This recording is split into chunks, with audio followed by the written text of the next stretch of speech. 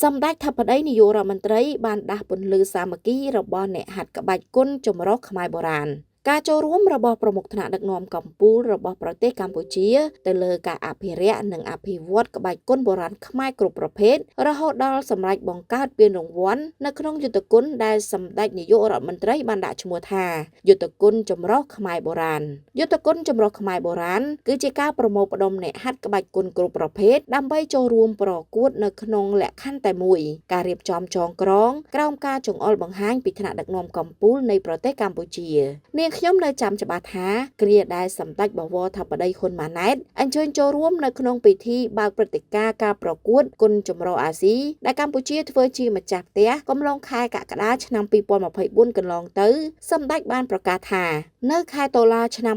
2024នេះសម្ដេចនឹងរៀបចំការប្រកួតតែក្បាច់គុនបុរាណខ្មែរគ្រប់ទម្រង់ទាំងអស់ហើយសម្ដេចបានអំពាវនាវដល់អ្នកហាត់ក្បាច់គុនទាំងអស់ដាក់ពាក្យដើម្បីប្រកួតយុទ្ធគុនចម្រុះខ្មែរបុរាណពានរង្វាន់សម្ដេចធិបតីក្រោមការដឹកនាំរបស់សម្ដេចធិបតីនាយករដ្ឋមន្ត្រីសម្ដេចបានស្រាវជ្រាវប្រមូលព្រឹទ្ធាចារ្យកីឡាដែលនៅសេសសល់ពីមុនដើម្បីប្រមូលផ្ដុំហើយចងក្រងឡើងវិញជាការដាស់សិល្បៈក្បាច់គុនបុរាណដែលភ្ជាប់ជាមួយវប្បធម៌ឲ្យមានភាពរស់រវើកបើទោះបីជាព្រឹត្តិការណ៍នេះមិនទាន់មកដល់ក្តីប៉ុន្តែដំណឹងនេះគឺជាតម្រុយដ៏ល្អមួយសម្រាប់អ្នកហាត់ក្បាច់គុនបុរាណខ្មែរដែលមានរាប់សិបមេគុនទាំងអ្នកហាត់ក្បាច់គុនខ្មែរគុនល្បុក្កតោយុទ្ធក្រមខមនិងគុនផ្សេងទៀតបាននឹងកំពុងទន្ទឹងរង់ចាំព្រឹត្តិការណ៍ជាប្រវត្តិសាស្ត្រនេះឈានមកដល់គឺជាការបើកទំព័រនៃក្តីសង្ឃឹមថ្មីមួយទៀតសម្រាប់អ្នកហាត់ក្បាច់គុនទាំងអស់ការរួមផ្សំរបស់អ្នកហាត់ក្បាច់គុនចាស់ដែលគ្រប់គ្នាហៅថាជាព្រឹទ្ធាចារ្យបានបន្តមកដល់ក្មេងជំនាន់ក្រោយយកមកអភិរក្ស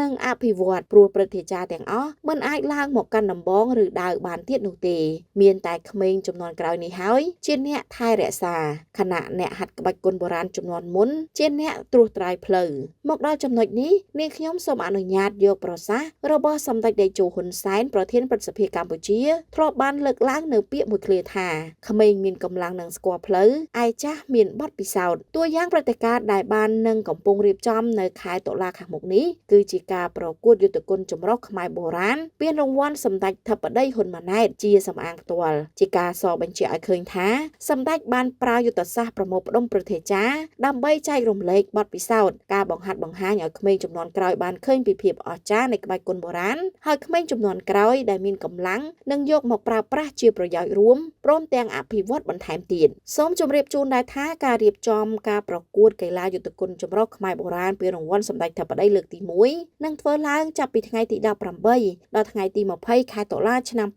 2024នៅវិមានពហុកីឡដ្ឋានជាតិអូឡ িম্প ិកដោយការរៀបចំនេះគឺជាការប្រម៉ែប្រមូលគ្រប់យុទ្ធគុនចម្រុះខ្មែរបុរាណត្រូវបានធ្វើឡើងក្រោមគំនិតផ្ដួចផ្ដើមរបស់សម្ដេចមហាបវរធិបតីហ៊ុនម៉ាណែតនាយករដ្ឋមន្ត្រីនៃព្រះរាជាណាចក្រកម្ពុជាហើយសម្ដេចធិបតីតែងតែយកចិត្តទុកដាក់ខ្ពស់ចំពោះវប្បធម៌និងយុទ្ធគុនចម្រុះខ្មែរបុរាណគឺជាគោលដៅអភិរក្សនិងអភិវឌ្ឍយុទ្ធគុនខ្មែរបុរាណដែលបុព្វបុរសដូនតារបស់យើងបានបន្សល់ទុកឲ្យយើងរហូតដល់សព្វថ្ងៃនេះសម្រាប់គោលដៅនៃការរៀបចំប្រកួតយុទ្ធគុនចម្រុះខ្មែរបុរាណនេះគឺចង់ឲ្យកូនក្មេងជំនាន់ក្រោយបានយល់ដឹងច្បាស់អំពីថាតើអ្វីទៅជាអត្ថប្រយោជន៍នៃយុទ្ធគុនខ្មែរដែលជាព្រលឹងជាតិរបស់ខ្មែរយើងទាំងអស់គ្នាតាំងពីបុរាណកាលមកដល់បច្ចុប្បន្ននេះព្រឹត្តិការណ៍នេះបានរៀបចំឲ្យមានគណៈកម្មការចំពោះកិច្ចគណៈកម្មការជំនាញដែលមានសហព័ន្ធកីឡាជាតិពាក់ព័ន្ធចំនួន4គឺសហព័ន្ធកីឡាប្រដាល់គុនខ្មែរសហព័ន្ធកីឡាយុទ្ធគុនចម្រុះកម្ពុជាសហ